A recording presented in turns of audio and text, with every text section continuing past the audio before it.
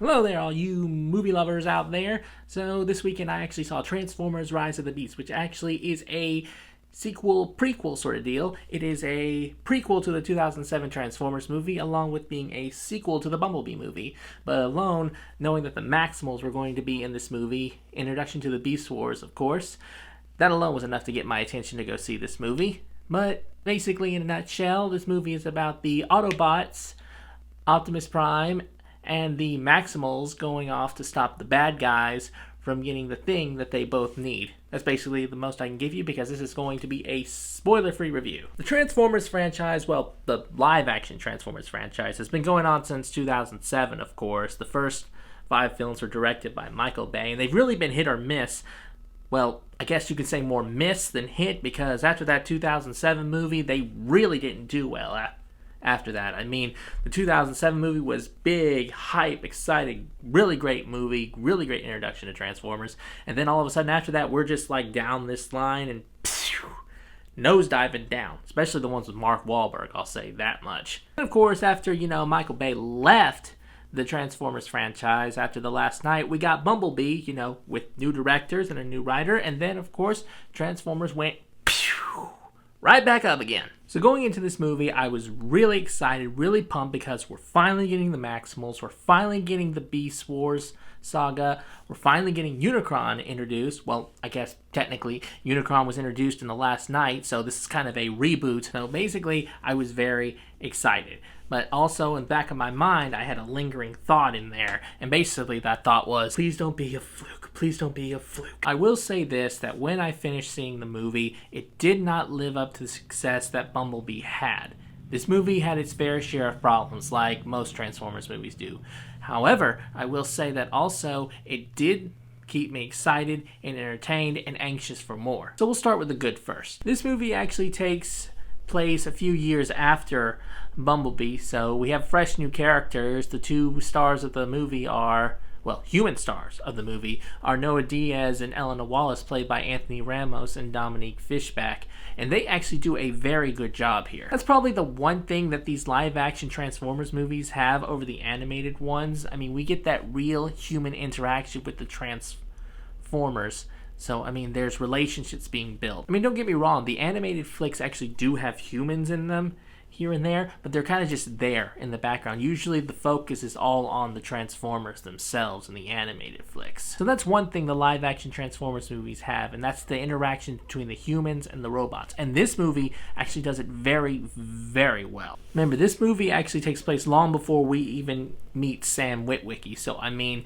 we're actually learning first about the Autobots, and they're not fully trustworthy of the humans yet, and we're slowly building up to that, where we get that connection that we first started off in the first movie. So the interaction between the humans and the Transformers was the first thing I found good about this movie. Another thing that was great about this movie is that they took advantage of the time period they were in to make the soundtrack. Of course, the movie takes place in the 90s, and they use a lot of great 90s music as their soundtrack. So, I mean, that was also really well done, too. I mean, this isn't the first movie to actually do that, to take songs from the time period that the movie is set in and make it into the soundtrack. I mean, Captain Marvel did it when it was set in the 90s as well. But anyone who sees this movie will definitely be able to tell which song is sung by who. And, of course, the next thing I liked was the CGI battles. But that was a dead given. I knew that there was going to be a humongous climactic CGI battle in the Transformers movie, because you can't really have a Transformers movie without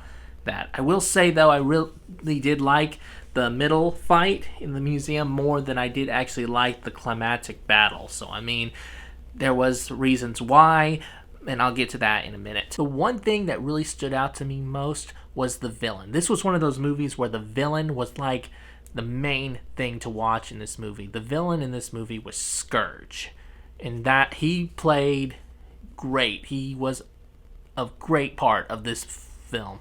Of course, he wasn't the head honcho. Of course, that role belonged to Unicron, and that was his master. But I'm really glad they didn't just make him like some kind of puppet to do Unicron's bidding, and he like had no will of his own. He was just doing what his master wanted. You could plainly see, even though that while he was working for Unicron, Scourge was getting pure enjoyment out of fighting the Transformers and the Autobots and killing them, and even taking mementos of their emblems and then welding them onto himself.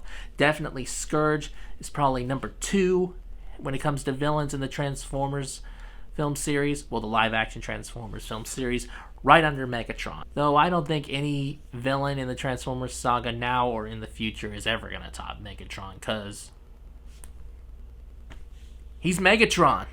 You can't beat Megatron when it comes to a villain in the Transformers series. Okay, so now I want to go into the bad of this movie. I want to first start going back to the relationships that I said with the human interaction between the humans and the Transformers. I want to start with basically the interaction between Noah and Mirage. Now, from the moment I saw the trailers, I knew that Mirage was going to be the comic relief, the joy, the fun.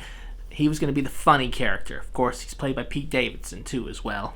So he was a great choice to play Mirage, but what I didn't like was how they made their relationship like a dynamic duo, like Bumblebee and Sam. Trying to do their relationship like that, no. It didn't work well at all, and I wasn't feeling it. I mean, maybe I'm just saying that because, you know, I'm a big fan of the Sam and Bumblebee since they're the original dynamic duo of this series, but I mean, a lot of Mirage's moments when he was being funny, it seemed like the audience was more laughing at him than laughing with him. But aside from that, he was still a great character. But, I mean, the dynamic duo situation, it just didn't work well with him and Noah. The next thing I like to move into is the Maximals. Now, the Maximals were great. I really did like them a lot, but part of me also was disappointed in them. There were 4 main Maximals in this movie, and only 2 really got any dialogue, and that was Optimus Primal and Air Razor. That was kind of disappointing that the other 2 didn't get really much attention. I mean, Cheetor got 1 line, and that was it. I didn't hear him say anything else. And then, of course, Rhinox was there, but he was just there. He never said anything, no dialogue, no interaction. It's like he was just there to smash things. I mean, don't get me wrong. I liked Optimus Primal and Air Razor's dialogue. I think Air Razor got more than Optimus Primal. But, I mean, it just would have been nice to get more interaction from the other 2 as well, but, you know, sometimes in movies like this, when you have a lot of characters and a lot of key characters, a couple may actually get pushed to the background and just, you know, not get any attention at all. But, of course, we could still have a chance for a Beast Wars standalone film, and then maybe we'll get more interaction from the Maximals. Now, I like to get it also into the CGI battle now. Now, like I said before, I like the museum battle because, I mean, it was there. They were fighting for something. There was something there that they both needed. Let me actually say something about that, too. It's interesting that in every Transformers movie, they're always fighting for something. I mean, first it was the cube, then it was the Matrix of Leadership. But, I mean, the way they do it, it's kind of funny because it's like a scratch-off list. It's like, oh, the cube's gone. Let's move to the Matrix of Leadership now. Oh, that's gone, too. Let's move to the next one. It's like they're always fighting for something. It's like a checklist. Back on the battle, though, it was nice when they had it at the museum. They were both fighting for something in a place they were. The climactic battle took place in Peru at the base of a volcano.